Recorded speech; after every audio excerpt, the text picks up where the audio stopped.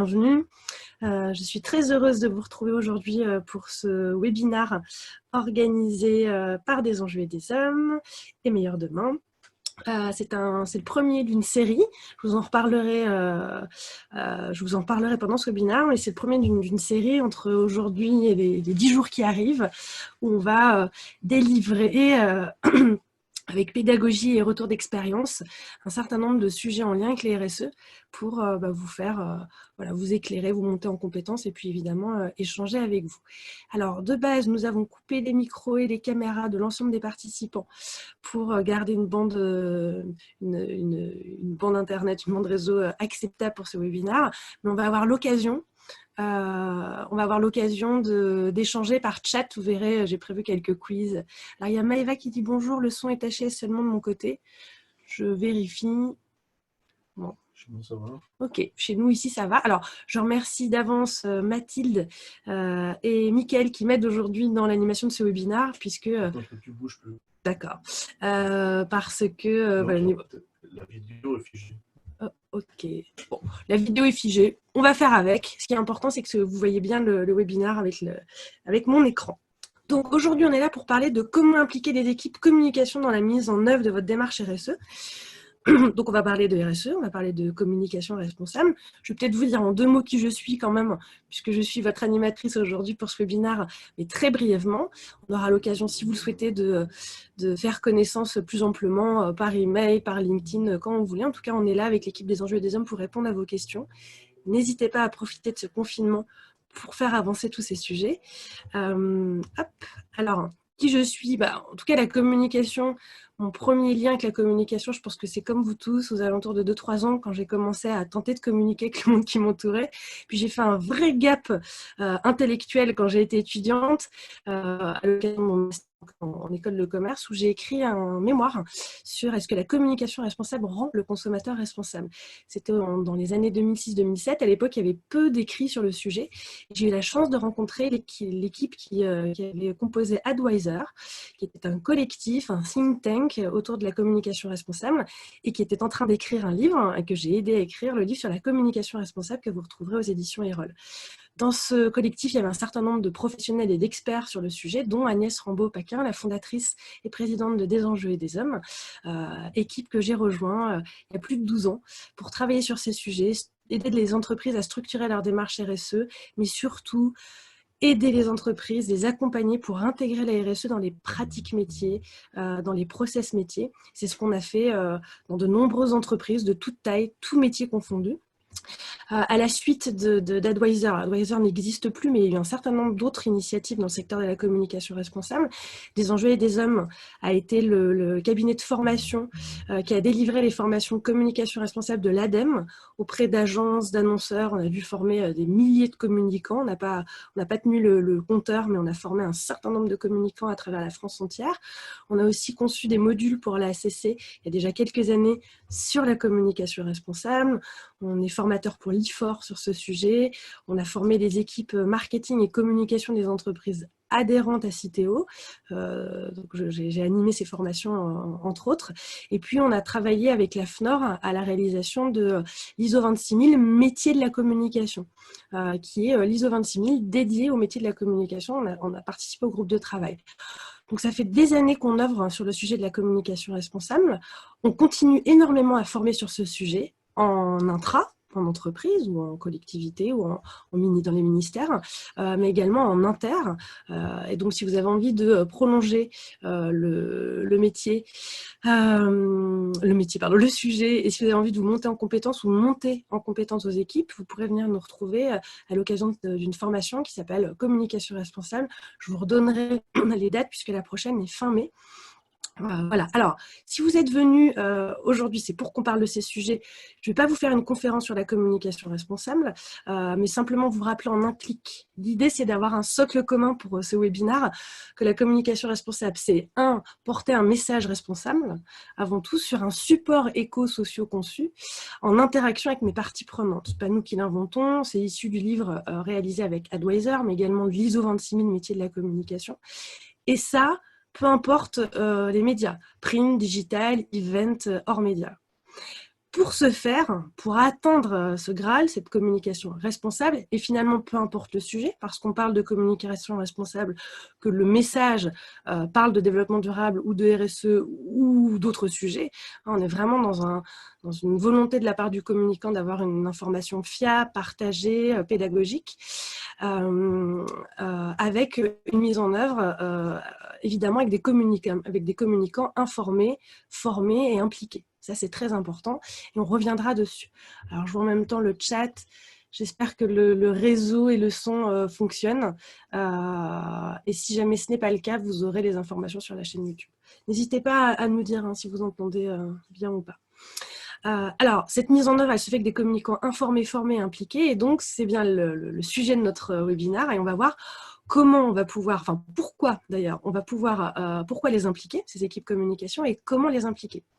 Donc, je ferai ce webinaire en 2 grandes parties. Puis, je vais revenir sur le pourquoi. Si vous êtes tous à ce webinaire, vous cherchez à savoir comment impliquer les équipes communication, vous avez déjà la volonté de les impliquer. Alors, dites-moi juste par chat, comme ça, en un mot, pourquoi vous souhaitez impliquer les équipes communication dans votre démarche RSE. Je vous lis. Allez-y. Là, pour le coup, il n'y a pas besoin de son, si vous avez bien entendu ma question. Pourquoi souhaitez-vous impliquer vos équipes communication?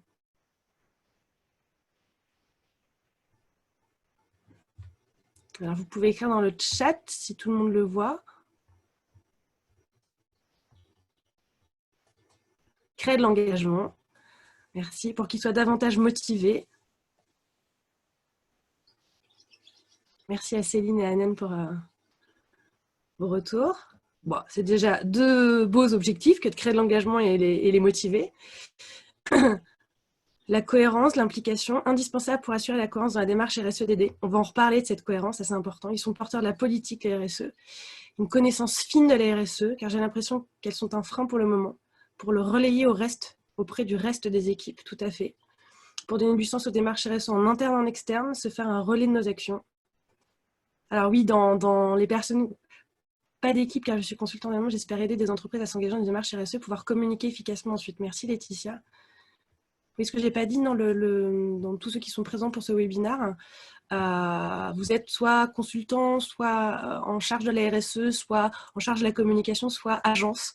Donc c'est intéressant parce que vous avez tous des profils assez différents, mais un but commun qui est celui de faire avancer le sujet. Trop focalisé sur la concurrence et pas assez sur les objectifs sociétaux, ok. Et impliquer les équipes et donner du sens aux actions. Merci pour tous vos retours.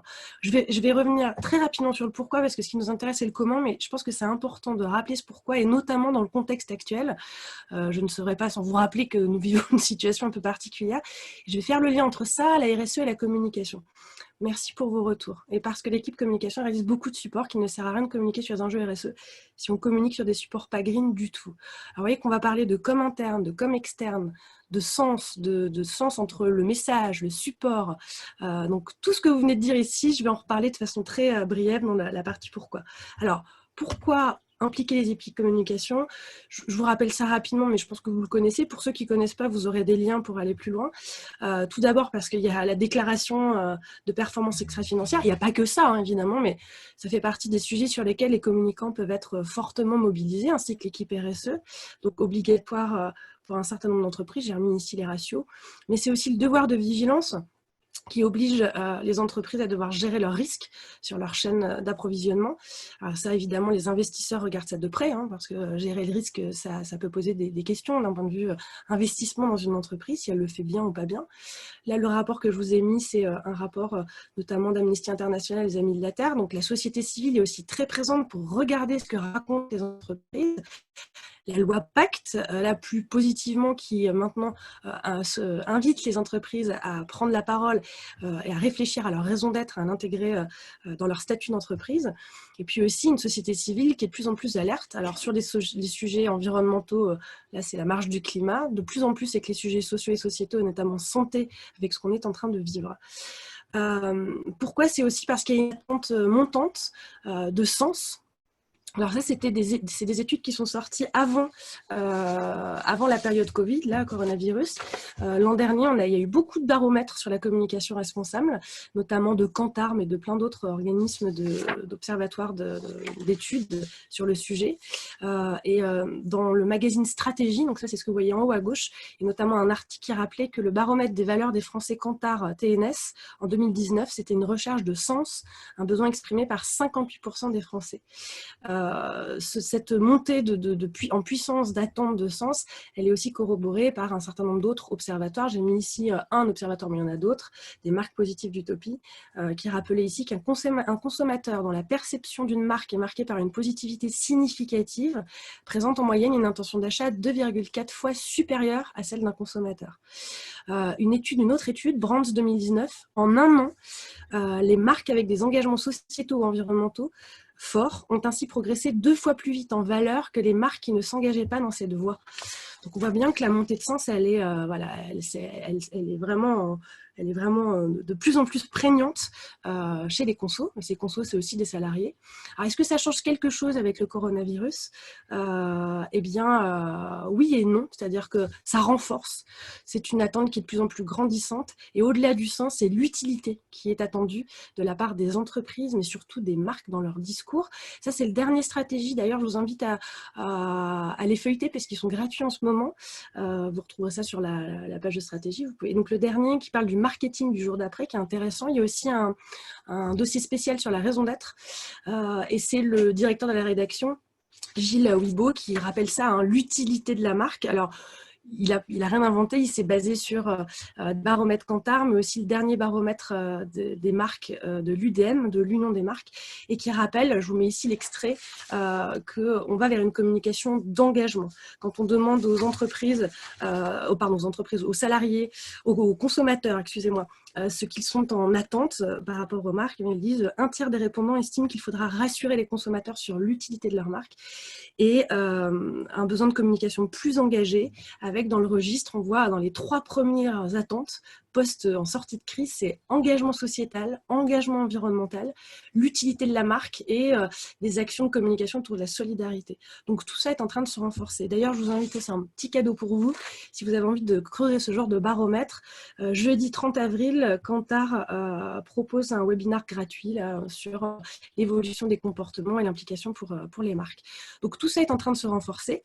Et puis, c'est aussi en lien, quand on parle d'utilité et de sens, avec la raison d'être. Alors, un exercice périlleux, mais incontournable, périlleux, parce que la raison d'être a un intérêt quand elle est bien structurée, quand elle est bien pensée, quand elle est incarnée et quand elle est véritablement partagée en interne.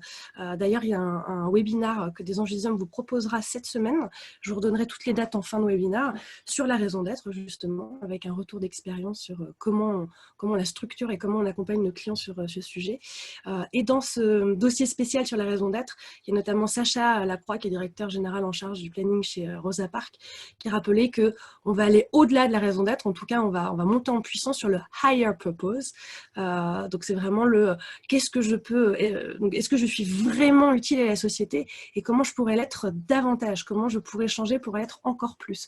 Donc, on voit que tous ces sujets ne vont pas aller en s'effondrant, ils vont plutôt aller en montant, notamment avec des consommateurs plus avertis et plus en attente de messages robustes. C'est là où les communicants vont avoir un vrai rôle, parce qu'ils vont devoir faire le lien entre... alors ça, c'est l'arbre du sens qui a été publié par Agnès Rambaud-Paquin et Olivier Classiot des Enjeux des Hommes dans la revue des marques, le numéro 106, vous pouvez le retrouver sur Internet, sur le site de la revue des marques, avec essayer de retrouver un alignement entre sens et utilité. C'est ce que vous disiez quand je vous ai posé la question tout à l'heure, retrouver du sens et de l'alignement.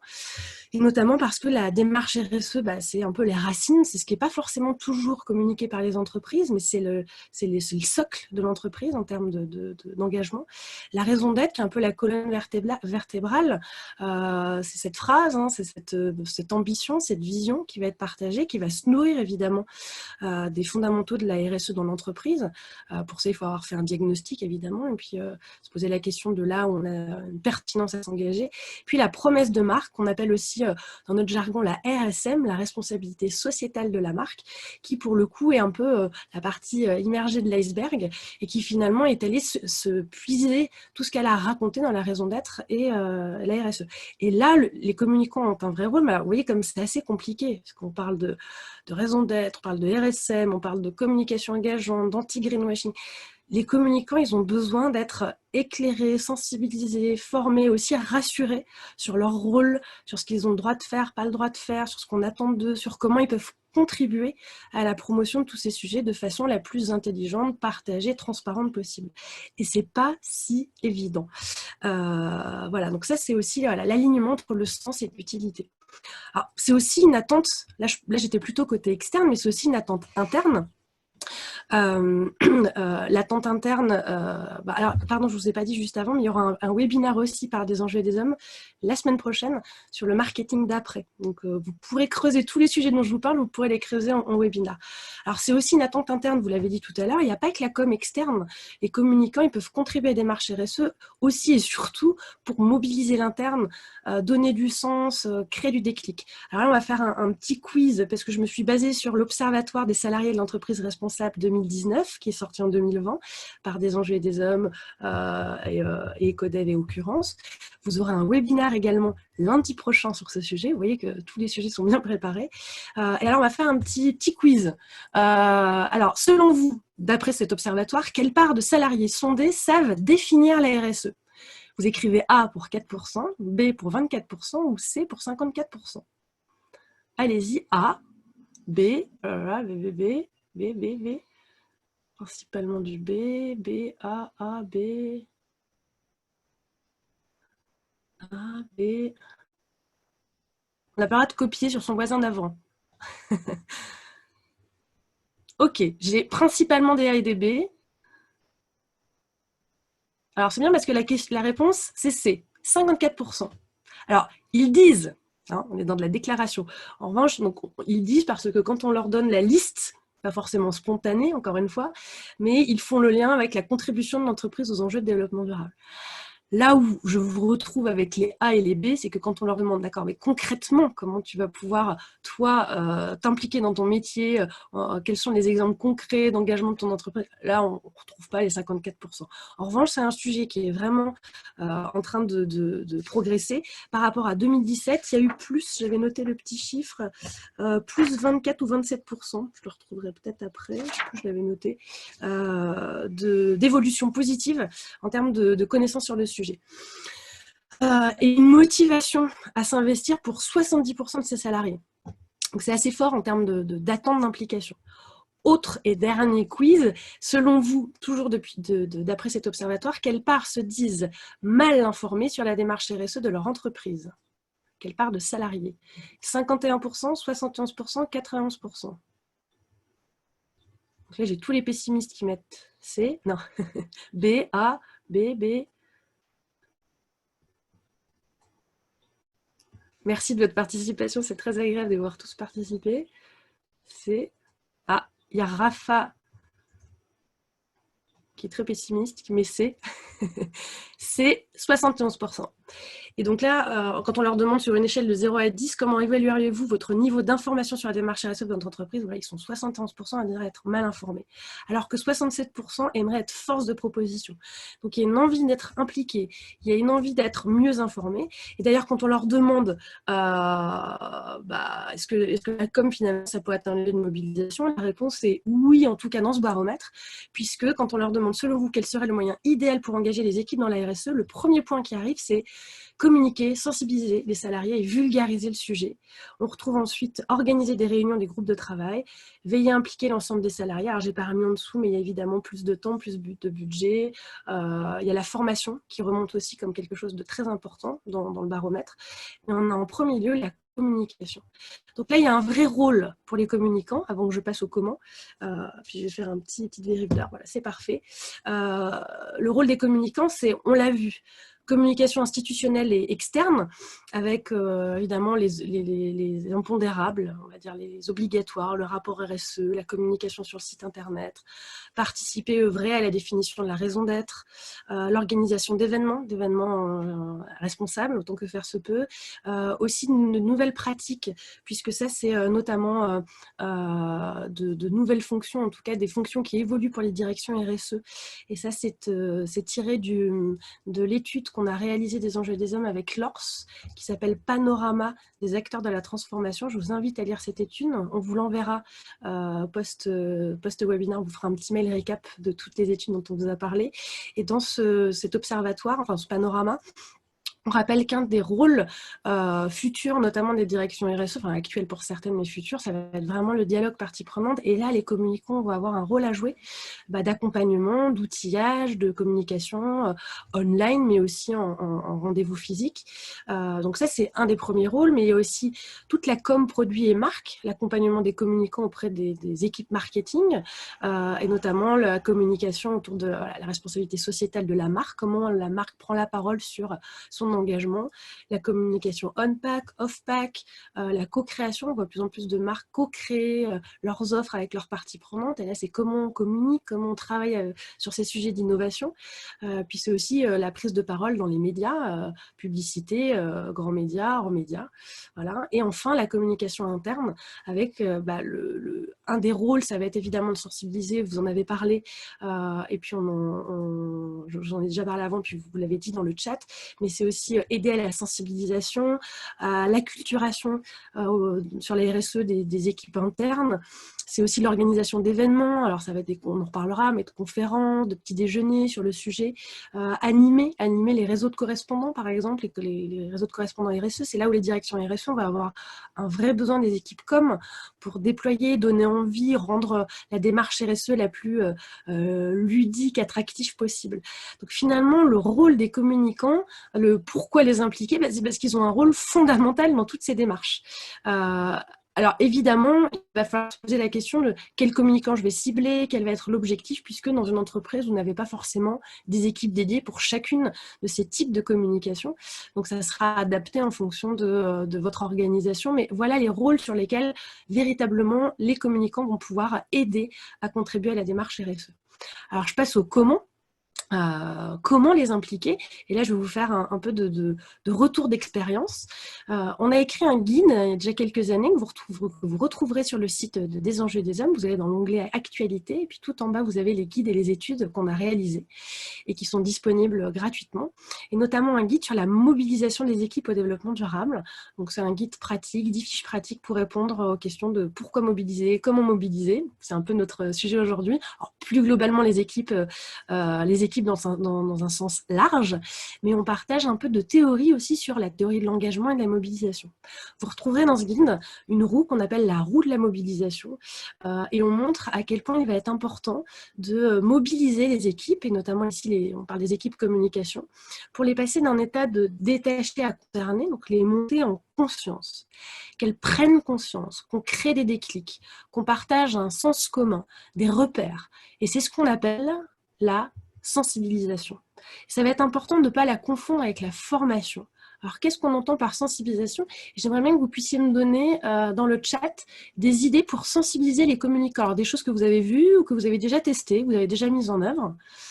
Comment vous sensibilisez les communicants? J'en suis pas à la formation. Comment sensibiliser les communications à s'engager dans la démarche RSE? Est-ce que vous pourriez donner des idées? Est-ce que vous avez déjà mis en œuvre dans le chat? Alors, ce serait plus agréable de vous entendre et de vous voir, mais comme on est nombreux, si vous ne donnez pas d'exemple, c'est moi qui les donne. Ah, groupe de discussion. Merci Laurence. Ok, donc là on va être plutôt dans l'échange. Est-ce qu'il y a d'autres idées en parlant d'exemples concrets? Leur faire des ateliers, quiz RSE, j'en ai entreprise. Merci Sandra, Rafa, Claire. Des serious games. Ouais. Gunilla, merci, sérieusement. Peut-être même déjà dans la formation, c'est pas très grave hein, si on mélange sensibilisation, formation. Les emmener sur le terrain, workshop de facilitation, team building, mettre en place une veille RSE, partage d'études Kantar, oui, tout à fait, avoir des exemples concrets de l'entreprise sur ces démarches. Jeux collaboratifs type fresque du climat, montrer des exemples qui ont fonctionné. rencontre avec des fournisseurs, des imprimeurs. Super idée. On sent que là, il y a du vécu, du retour d'expérience. Nommer un business partner côté RSE dédié au sujet. Ouais, il y a la question de la gouvernance, on va revenir dessus évidemment. Ok, merci pour tous ces retours déjà, qui sont riches. Génial ces idées, oui, tout à fait. Alors j'en ai mis quelques-unes ici qui reprennent plus ou moins ce que vous avez dit, puis après je vous ferai des retours d'expérience concrets avec des entreprises nommées, vous verrez. Les sensibilisations, ça va être des interventions en séminaire, vous en parliez, team building, des quiz, des vidéos, partager des études conso comme celle de Kantar, faire du benchmark, montrer ce qui s'est fait dans d'autres entreprises, comme internes ou externes, hein. Des interventions de témoins, des rencontres avec des fournisseurs, tout ce qui va permettre de créer les déclics et de passer les équipes d'un état de je suis détaché à je me sens concerné, mais pas forcément impliqué ou compétent. Et là, c'est ce qu'on va appeler la formation. Alors, je ne vais pas vous demander, parce qu'il y a des choses déjà que vous avez mises ici dans le chat qui étaient déjà de l'ordre de la formation. C'est pas très grave si on mélange les deux, mais c'est quand même se dire que quand on sensibilise, quand on partage une vidéo, un benchmark, des études, on crée du déclic, mais on n'est pas forcément en montée en compétences. Et ça, c'est là où le rôle de la formation, alors la formation, elle peut être évidemment en présentiel ou en distanciel. Ça peut être une formation classique, mais ça peut être effectivement du serious game, un e-learning, un groupe de travail. Voilà, la formation peut être multiple et riche dans ces formats. Ce qui va être important, c'est de former les équipes sur le message. Qu'est-ce que la communication responsable? Pourquoi communiquer de façon responsable? Rappeler ce qu'est un message responsable, peu importe le sujet traité. Et là, revenir sur les recommandations de la RPP, l'ISO 14020, qui représentent en fait l'autorégulation en France en matière de communication responsable. Rappeler aussi la loi sur la publicité mensongère. Monter les équipes en compétence sur comment éco-sociaux concevoir les supports de communication, qu'il s'agisse du print, du web, des événements.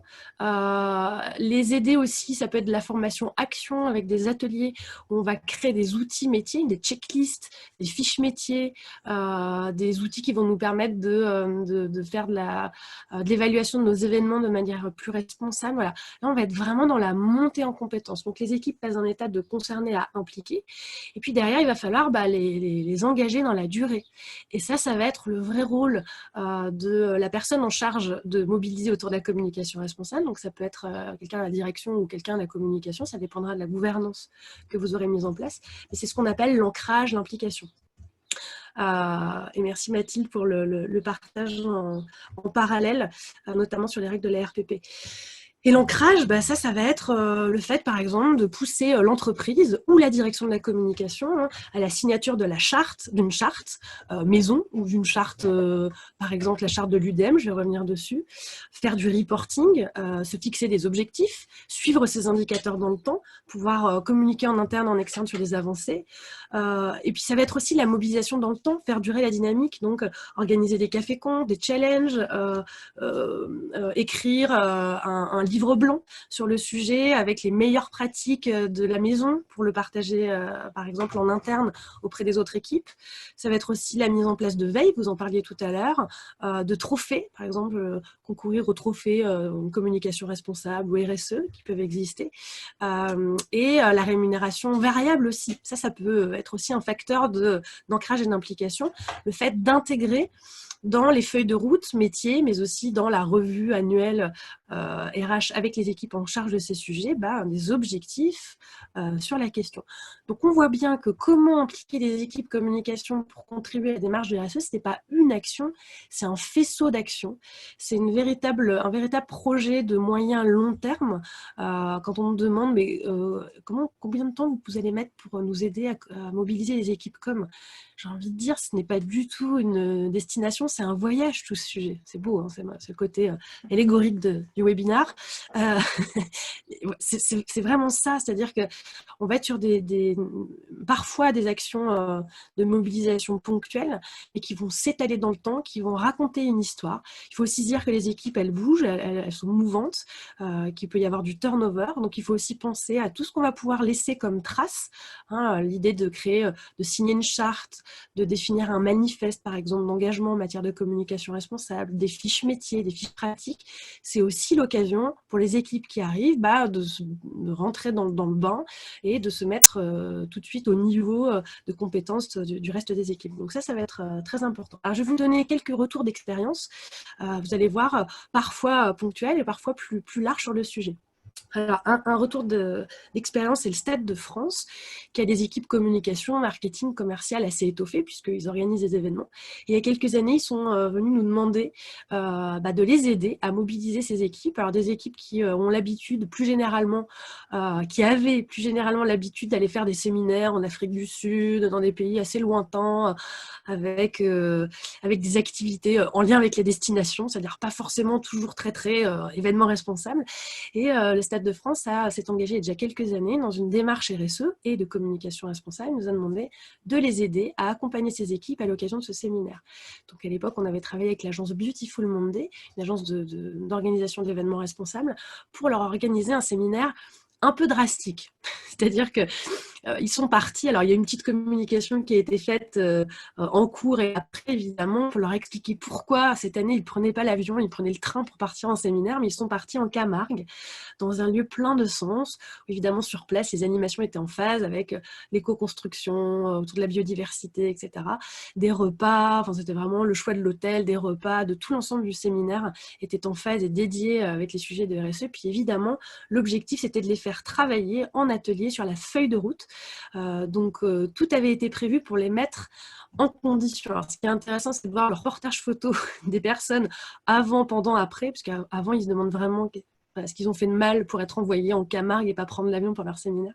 Mais c'était un retour très intéressant parce qu'en termes de team building, il y a une création de sens qui s'est fait au fur et à mesure des événements, en tout cas des animations, des séquences passées et du programme réalisé à l'occasion de ce séminaire pour les amener finalement à comprendre le sens de la raison de ce choix de séminaire et des raisons pour lesquelles on avait besoin d'eux pour contribuer à la feuille de route maison. Autre exemple, c'est La Poste qui a décidé il y a quelques années de mobiliser leurs équipes communication puisqu'ils ont des agences internes de communicants. Et là, le dispositif qui a été mis en place a été d'intervenir. Alors ça, c'est des choses un peu plus classiques. Je vous parlerai de choses un peu plus un peu différentes dans d'autres retours d'expérience, mais une intervention lors de la convention annuelle des communicants, un module de sensibilisation générique, les enjeux du DD, la démarche RSE de la Poste, les enjeux de communication responsable. Voilà, là en fait on va créer du sens. On va expliquer, vous vous souvenez de mon arbre du sens, la démarche RSE, la raison d'être, la RSM, on va donner du sens aux équipes. Elles ont besoin finalement d'être encore plus que formées, elles ont besoin d'être rassurées sur leur capacité, sur leur rôle, sur ce qu'on attend d'elles. Puis aussi un peu leur débrouillarder, un néologisme que j'ai créé il y a peu de temps avec quelqu'un que j'ai accompagné sur le sujet, débrouillarder le sujet. C'est-à-dire, on en entend parler, on n'ose pas y aller. Il y a aussi beaucoup d'équipes qui n'osent pas prendre le sujet, qui n'osent pas s'impliquer par peur non pas de représailles, mais on a peur de s'exposer à des choses qu'on ne maîtriserait pas. Donc voilà, donc ça va être important de leur montrer que ça fonctionne, que d'autres entreprises travaillent sur ces sujets. Et puis des modules métiers. Et là, typiquement, il y a eu des modules d'éco-conception pour les commerciaux et les créas. Donc on passe vraiment, vous vous souvenez de ma roue de la mobilisation, de la sensibilisation à la formation. Un autre exemple, c'est celui de Bouygues. Là, j'ai été amenée à former l'ensemble des communicants du groupe Bouygues qui avaient une ambition. Alors, ils ont une démarche structurée au niveau du groupe, mais aussi au niveau des entités. Pour rappel, le groupe Bouygues, c'est Bouygues Construction, Bouygues Immobilier, Bouygues Télécom, Colas, j'en oublie peut-être, et TF1, évidemment. Et donc, l'idée, c'était de mobiliser. Ils organisent beaucoup d'événements, peu importe l'activité de ces entités. Et ils voulaient vraiment monter en compétence sur les événements responsables. Alors, ce qui a été fait ici, ça a été de tout d'abord, avant de former des équipes, de passer par la facilitation d'ateliers. Vous le mettiez tout à l'heure dans les idées pour mobiliser les équipes dans le chat. J'ai facilité des ateliers de co-création avec les équipes d'un outil maison. Donc, on s'est évidemment inspiré des outils existants. Hein. Il y a ADERE, ADERE, qui est un outil qui permet d'éco-concevoir ces événements responsables, mais c'est 187 questions et ça leur faisait un peu peur de rentrer dans un tel outil.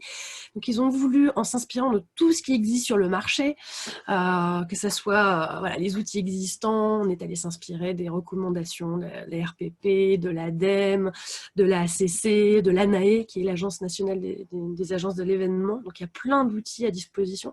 Et on a créé un outil maison qu'on a appelé RESP Event, un outil permettant, avant ou pendant l'événement et post-événement, se poser les bonnes questions. Alors, je vous ai mis un extrait de la petite notice d'utilisation. Évidemment, il est plus simple que ce que vous voyez à l'écran, mais l'idée étant pour chaque rubrique de l'événement, c'est-à-dire l'envoi d'invitations, le transport, la restauration, les déchets, les goodies, l'accueil, avoir une checklist des questions à se poser. Évidemment, on les a adaptées à Bouygues avec son vocabulaire, ses exemples. Et puis derrière, on a formé l'ensemble des équipes à tous ces sujets. Ce qui est intéressant dans ce type d'approche, c'est que les équipes sont formées sur un outil qu'elles ont créé.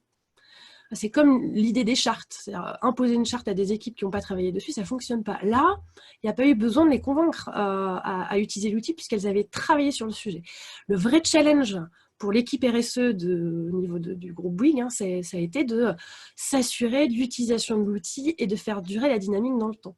Donc c'est pour ça que quand je dis que ce n'est pas une destination et c'est un voyage, il ne faut pas s'avouer vaincu. Ce n'est pas parce qu'on a formé l'ensemble des équipes que tout va se dérouler comme on l'entend. Donc ça va être très important d'animer la dynamique dans le temps.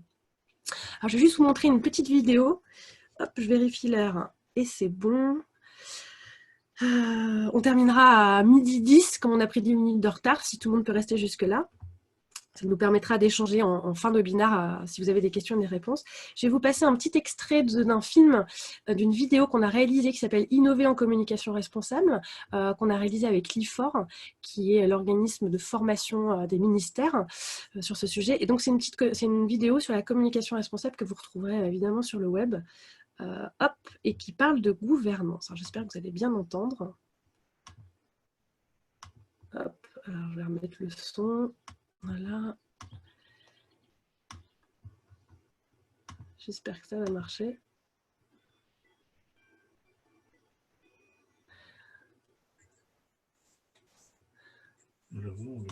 Alors, il n'y a pas de son, c'est pas très grave. Quand vous regarderez la vidéo, regardez à la fin de la vidéo. C'est notamment Florence Cousin, qui est la chargée de communication et développement durable de la SNCF. Je vais juste vous le commenter, puisqu'en fait, je connais très bien le sujet pour avoir construit la vidéo, d'ailleurs avec Mathilde, qui est là et qui communique avec vous par chat. Voilà. Hop. Et donc, l'idée, c'est que la SNCF, en termes de gouvernance, au-delà de la sensibilisation de la formation de ses équipes, s'est dit qu'il faut qu'on se dote d'une gouvernance. Donc, ils se sont dotés d'outils, et notamment une charte d'engagement, des fiches pratiques métiers. Donc ça, c'est vraiment côté process. Et puis, en termes de gouvernance, ils ont fait appel à un panel de parties prenantes externes pour venir challenger également leur communication d'un point de vue fond et forme. Et c'est ça qui est intéressant. Alors là, vous avez quelques exemples, vous verrez dans la vidéo, il y a des exemples de leur charte, de leurs outils. Et ça, c'est un point important, celui de la gouvernance, c'est qu'est-ce qu'on se fixe comme cap, comment on s'évalue, comment on se challenge, comment on s'améliore dans le temps. Et ça, c'est très important parce qu'encore une fois, la mobilisation des équipes, sans KPI, sans indicateurs, sans amélioration continue, ça ne fonctionnera pas dans le temps. Je donne assez souvent l'exemple, quand je fais des formations sur la communication responsable, de l'exemple du soufflé. Pour ceux qui ont déjà cuisiné un soufflé, vous avez un beau soufflé dans le four, et puis ça monte, et puis vous ouvrez le four, et puis tout dégringole. Donc c'est ça qui va être important, c'est de faire durer la dynamique dans le temps. Bon, tant pis pour la vidéo, la leçon de la vidéo. Alors, vous pouvez évidemment engager votre entreprise ou votre direction de la communication ou votre agence, pour ceux qui sont en agence, alors l'agence non, mais pour les entreprises, côté entreprise, à signer la charte de l'engagement qui a été définie par l'Union des marques, qui s'appelle FAIR, autour de 15 engagements pour une communication responsable. Oui, on vous donnera le lien de la vidéo. Vous tapez « Innover en communication responsable », IFOR, des enjeux des hommes, c'est sur YouTube. Et donc, dans cette charte, vous avez un point sur l'élaboration responsable des messages, l'éco-socio-conception des supports, dont je vous ai parlé en démarrage de webinaire.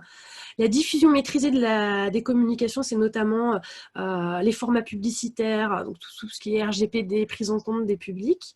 La transparence et la communication des engagements de la marque, et là notamment le fait d'avoir une transparence sur quand on fait de la publicité ou pas. Il y a aussi ces notions-là, la communication via les réseaux sociaux.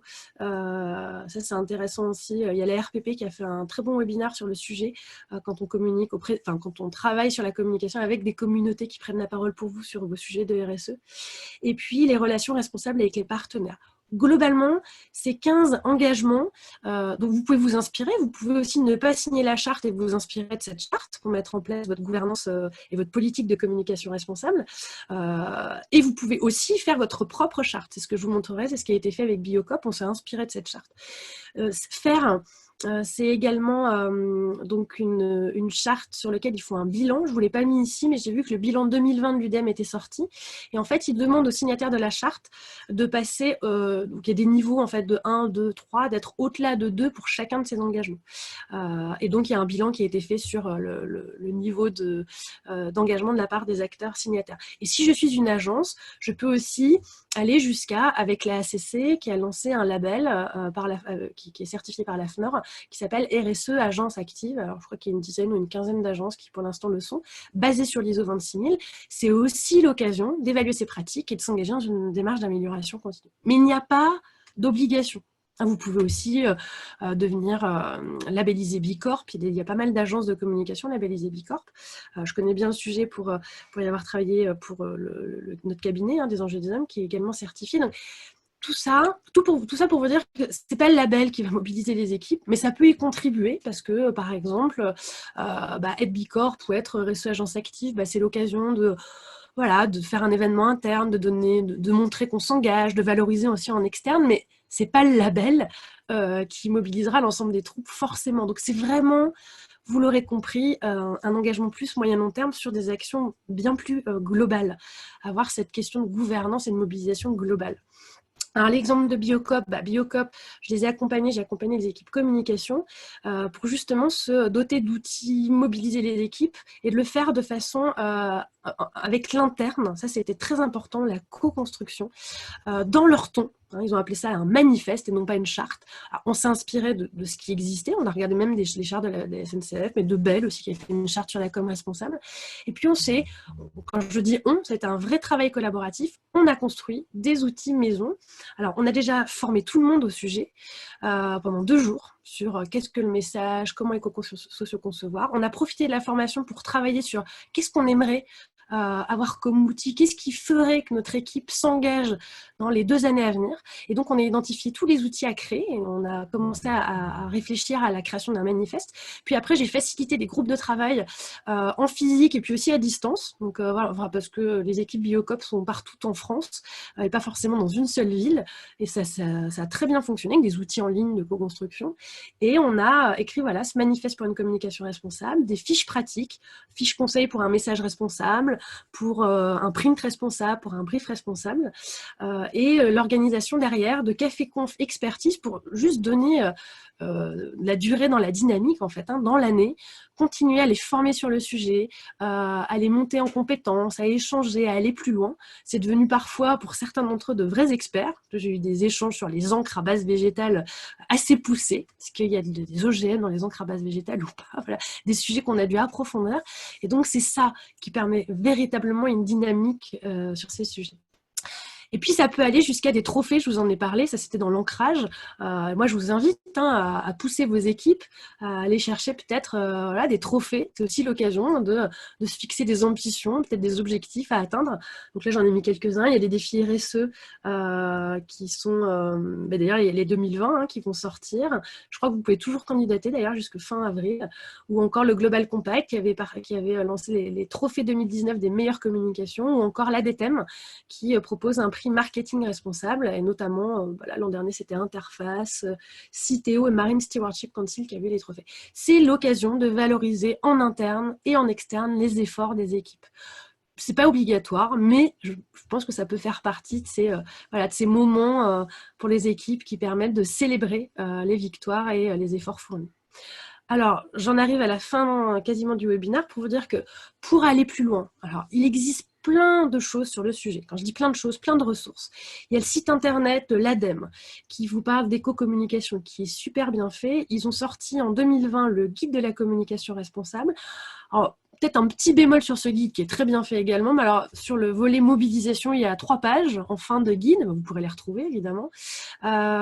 Oui, merci. Tiens, il y a les Deauville Green Awards. Je ne les ai pas mis dedans parce que je n'ai pas la place de tout mettre. Mais oui, tout à fait. En plus, qu'ils sont en cours en ce moment, en termes de trophées. Le guide anti-greenwashing qui donne aussi des clés sur comment mobiliser. La RPP, je ne l'ai pas remis ici, mais évidemment. Alors, la seule chose, c'est... L'idée, c'est pas d'alimenter les communicants en leur disant il y a ci, ça qui existe. Il faut aussi s'inspirer de ce qui existe et se faire des outils maison.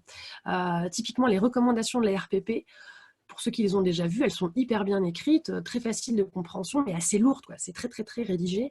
Moi, souvent, je dis aux communicants, créez votre checklist. Alors, je le fais avec eux ou je les incite à le faire, mais créez vos propres checklists. Si vous avez déjà 10 questions sur l'ensemble des recommandations RPP que vous posez à chacune de vos actions de communication, ce serait déjà génial. Donc, il faut aussi, voilà, je pense, non pas amoindrir l'ambition, mais partir sur des outils maison, quitte à après approfondir l'expertise avec des cafés conf comme pour Biocop. C'est aussi la petite vidéo, elle dure 10 minutes et elle est vraiment intéressante. Si vous cherchez des vidéos pour sensibiliser vos équipes communication, vous pourrez utiliser cette vidéo. Elle dure 10 minutes, elle est... je ne suis pas très objective, mais elle est très bien faite sur le sujet. Il y a aussi le site de la AACC. Donc l'AACC, je ne l'ai pas dit tout à l'heure, c'est l'Association des agences conseil et communication qui a lancé un site internet spécifique sur la com responsable et il y a plein de ressources également, parfois différentes de l'ADEME. Je les ai un peu approfondies cette semaine. Puis après, la veille.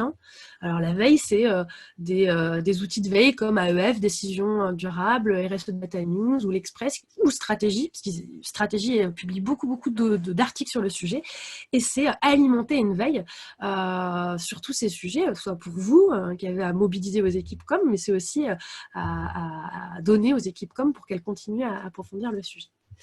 Donc, que retenir du webinaire ?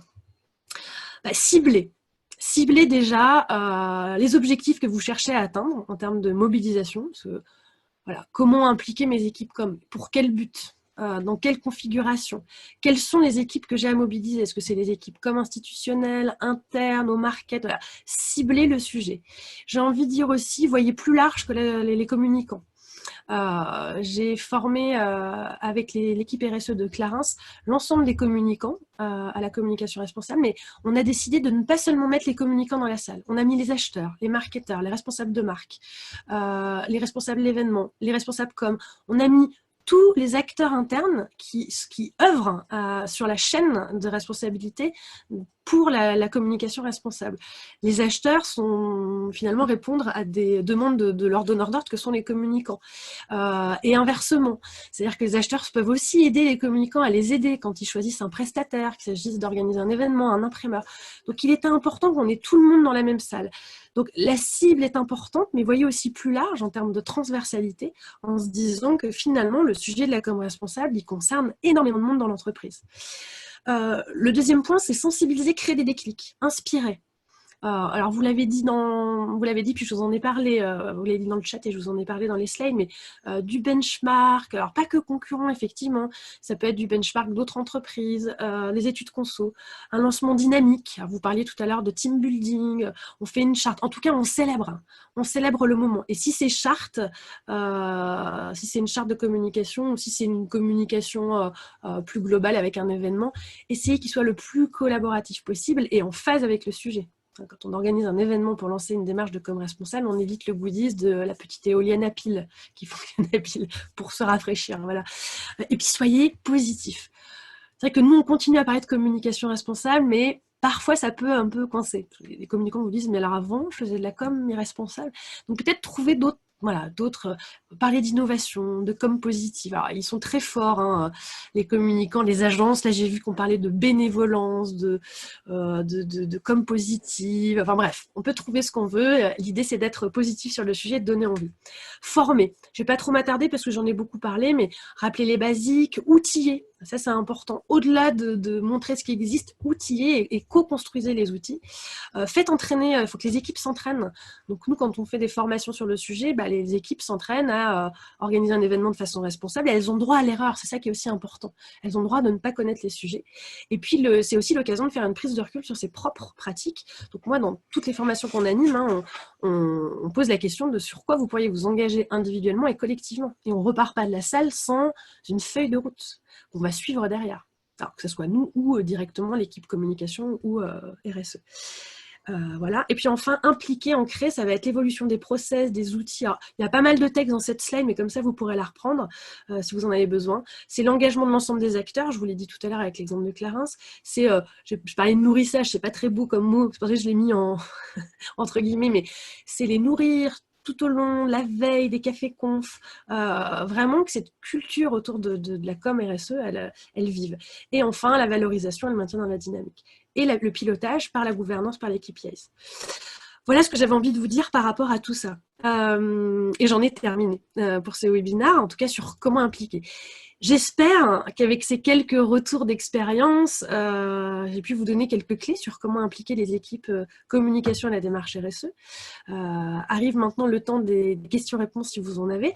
Avant de rentrer dans les questions-réponses, peut-être pour ceux qui avaient prévu de partir à midi puisqu'il est 11h59, simplement vous rappeler qu'on anime des formations sur à peu près tous les sujets dont je vous ai parlé aujourd'hui, et notamment la prochaine formation qui aura lieu les 28 et 29 mai sur la communication responsable. Alors on attend évidemment comme tout le monde des informations liées au déconfinement. Si on ne peut pas faire la formation en présentiel, elle pourra avoir lieu à distance. On l'adaptera évidemment d'un point de vue pédagogique, on ne passera pas 2 fois 7 heures d'affilée derrière l'ordinateur, mais on s'organise avec l'équipe des Anges et des Hommes pour vous proposer un module aussi dynamique qu'en présentiel, à distance, avec des choses à faire en amont, en aval, voilà. Retrouvez-nous lors des prochains webinaires qu'on anime. Ici, la raison d'être le 28 avril, c'est-à-dire demain, alors j'anime aussi un webinaire la semaine prochaine sur le même format, mais sur des équipes commerciales, le baromètre salarié qui aura lieu l'après-midi, le lundi après-midi, moi j'anime le matin, ou encore le marketing d'après le 7 mai. Nous organisons également avec Panache, Meilleur Demain, des Enjeux des Hommes, Bordéo, un after-work. Alors, idem, on verra s'il se fera à distance ou en présentiel, mais sur la RSE, on parle avec Panache et ça va rembarquer le plus grand nombre pour un meilleur demain. Là, c'est un programme de formation qu'on concocte pour les équipes RSE, les équipes communication, les ambassadeurs sur comment parler de ce sujet pour encore plus convaincre, sans faire de greenwashing, mais plus convaincre, donner envie, adapter son discours en fonction des cibles. Donc là, c'est vraiment une formation métier et on vous en parlera à l'afterwork du 2 juin à distance ou en réel. Alors un dernier petit point, tiens, je vous ai mis une photo de moi. Une action de communication que vous pourriez faire aussi à distance avec vos équipes com, vous qui avez envie de les impliquer en ce moment. C'est aussi impliquer vos collaborateurs. Je ne sais pas si vous connaissez l'initiative Massbook qui a été lancée par une association créative sur le sujet qui fait le lien entre l'art, le développement durable, les problèmes environnementaux et aujourd'hui les problèmes du Covid. Et Maskbook, c'est l'occasion de créer son propre masque. Alors j'ai fait l'exercice pour aller vers une croissance autrement, mais n'hésitez pas à aller sur le site pour lancer une démarche. Ça, typiquement, c'est une démarche assez intéressante en termes d'implication. Merci pour votre écoute. Et je vous propose maintenant de vous donner 10 minutes, 10 minutes de questions-réponses si vous en avez par rapport à tout ce qu'on a vu. Alors, je vais peut-être tout de suite rebondir sur le propos de Laetitia qui disait attention au greenwashing, oui, mais ne pas oublier le social washing, tout à fait. Alors j'ai assez souvent parlé de l'éco-socio-conception, par exemple, des supports, et il est vrai qu'il ne faut pas voir que le volet écologique et évidemment tous les enjeux sociaux et sociétaux liés à la communication qui sont importantes. Est-ce que sinon, pour les autres, vous auriez des questions?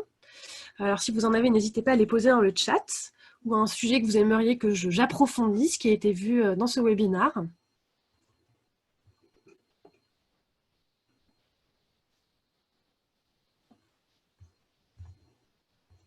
Alors, s'il n'y a pas de questions... Ah, il y a un nouveau message. Donc, il y en a une. Quels sont les pièges à éviter?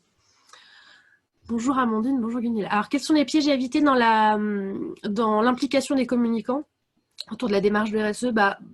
Croire, penser, être persuadé que, typiquement, je l'ai dit à plusieurs reprises, mais on va former les équipes et puis tout va se faire.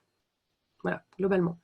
Ou on va animer une dynamique dans le temps, c'est-à-dire organiser des cafés conf, faire des événements. Donc en fait, s'évertuer à organiser des tas de choses tout au long de l'année, mais avoir oublié tout simplement la gouvernance. Quel objectif on se fixe? Quel cap? Quels indicateurs?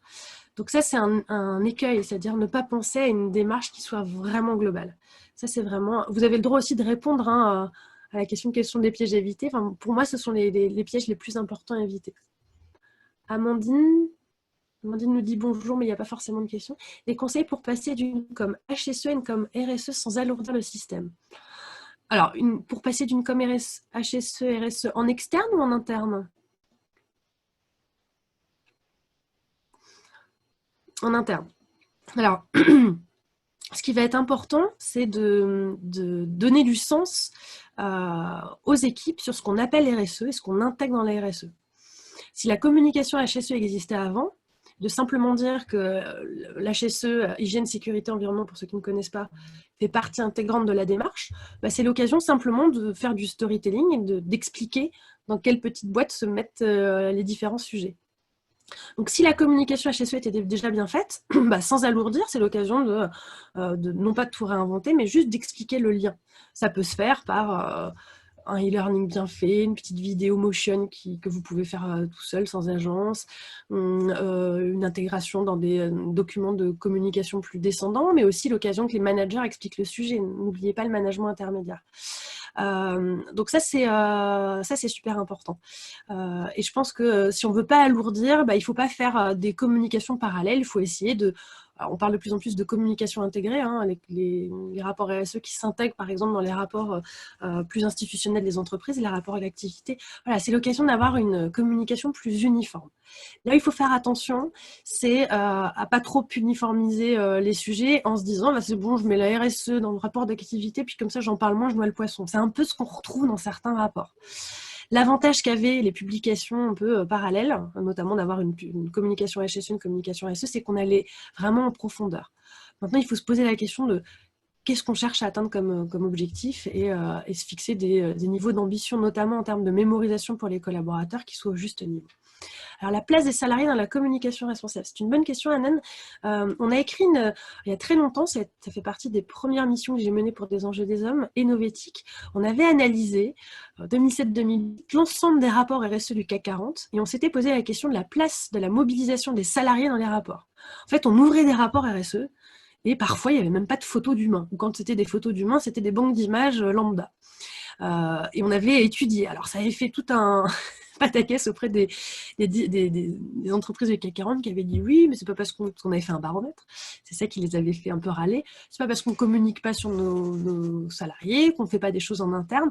Quoi qu'il en soit, l'année d'après, on ouvrait tous les rapports, on avait des pleines pages sur la mobilisation des équipes. Je pense que c'est la place des salariés dans la com responsable.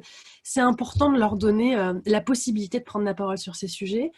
Je le disais tout à l'heure, former les équipes com à la RSE, c'est utile, mais utile seulement si tout le monde a été acculturé. C'est juste que l'acculturation, on va la faire pour tout le monde, pour avoir un socle commun, puis après, on va se poser la question de l'expertise, l'approfondissement en fonction des métiers. Les équipes com vont avoir besoin d'être formées sur l'éco-socio-conception des supports web print, alors que les collaborateurs, tout collaborateur n'aura pas forcément besoin d'être formé sur le sujet. Par contre, tout le monde va avoir un terreau commun sur qu'est-ce que la com responsable, qu'est-ce qu'on a le droit de dire, pas le droit de dire. Il faut que les allégations, les conseils sur les allégations environnementales de l'ISO 14020 soient connus de tous. Est-ce qu'on a le droit de dire le mot responsable, durable, naturel? Et ça, c'est vrai pour les commerciaux qui vont prendre la parole en externe, pour les acheteurs qui écrivent des appels d'offres et qui communiquent auprès des fournisseurs, pour tout métier communiquant dans l'entreprise. Donc ça va être important. Certaines entreprises ne souhaitent plus communiquer sur la RSE ou travailler avec des conseillers RSE de peur de faire... Oui, alors ça, c'est vrai. C'est vrai parce que quand je parle du sujet, je m'expose. Toutefois, si ça a été bien fait, alors c'est là où l'intérêt peut-être de passer par des personnes en conseil RSE, c'est qu'on aide en général les entreprises à faire des diagnostics sur leurs pratiques, là où elles en sont. On fait ce qu'on appelle aussi des études de matérialité. Vous vous souvenez de mon arbre tout à l'heure avec la RSE, la raison d'être et la RSM. Finalement, pour pouvoir prendre la parole sur le sujet, au niveau de ma marque, ou au niveau institutionnel, ou dans ma raison d'être, je dois avoir structuré ma démarche de RSE. Je suis passée un peu vite tout à l'heure, mais une bonne démarche de RSE, c'est une démarche qui a été faite avec ses parties prenantes. On est allé poser la question de sur quoi vous nous attendez, sur quoi on est bon, sur quoi on n'est pas bon. Et ça, c'est ce qu'on appelle l'analyse de matérialité. Il y a un webinaire qui aura lieu cette semaine sur le sujet, je vous invite à le suivre.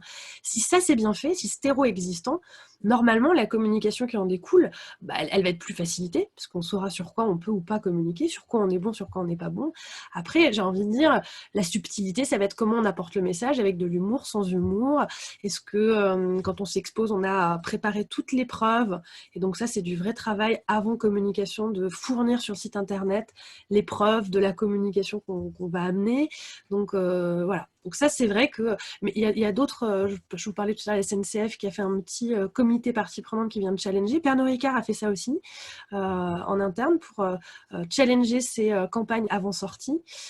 Et ça peut faire partie voilà, de règles de règles aussi de s'affranchir, d'avoir des retours de bâton. C'est aussi non pas le sieur pour le coup. Je cherche Fleury Michon qui a lancé la campagne venez vérifier, vous avez peut-être dû la voir pour vérifier comment était fait le surimi. Avant sortie de cette campagne, ils ont fait appel à des blogueurs, à des consultants, ils ont fait un vrai panel de parties prenantes pour tester la campagne en amont, rectifier les messages, rectifier, alimenter les preuves s'il n'y en avait pas assez, etc. Alors, je vais reprendre encore une ou deux questions. Merci Béatrice, qui dit merci beaucoup. Ça fait partie de la QVT en accordant de l'importance à la vie et à l'implication des salariés. Tout à fait. Alors, ce qui est vrai en communication responsable est vrai en RSE. C'est-à-dire qu'aujourd'hui, les démarches de RSE, elles se font de façon co-construite. On utilise le webinaire que vous aurez encore une fois sur... on vous a vraiment fait des webinaires sur tous les sujets. Sur la plateforme Dialogue qui a été développée par C3 Consensus avec des enjeux des hommes. Et vous allez avoir un webinaire sur le sujet. C'est comment je vais consulter, impliquer les collaborateurs dans la démarche d'un point de vue RSE, mais ça peut être aussi d'un point de vue com. Qu'est-ce que vous aimeriez qu'on dise sur le sujet, quelle approche. Donc ça, c'est vraiment des sujets voilà, que vous allez pouvoir traiter. Est-ce que j'ai répondu à toutes les questions? Je crois que oui. Attention, greenwashing, on en a parlé. Merci beaucoup, mais de rien. Écoutez, je vous remercie d'avoir été présente. Désolée pour le démarrage. Ça, c'est les aléas du direct, comme on dit. Voilà, c'est juste à propos. Je vous souhaite bonne fin de confinement, si un jour on est déconfiné. Je vous invite évidemment à nous suivre sur les réseaux sociaux, sur le site internet de Des enjeux des hommes. On essaiera avec Mathilde de vous envoyer rapidement des liens vers les petites études dont on vous a parlé, la liste des webinaires. Alors, si vous êtes sur LinkedIn, Twitter, la page de Des enjeux des hommes, vous trouverez toutes les dates des webinaires et des formations. Merci à vos retours. C'est très agréable d'avoir vos retours positifs sur ce webinaire. On le mettra en ligne, en replay. N'hésitez pas à l'envoyer, qui vous avez envie, pour poursuivre les échanges. Et je vous dis à très bientôt. Merci beaucoup.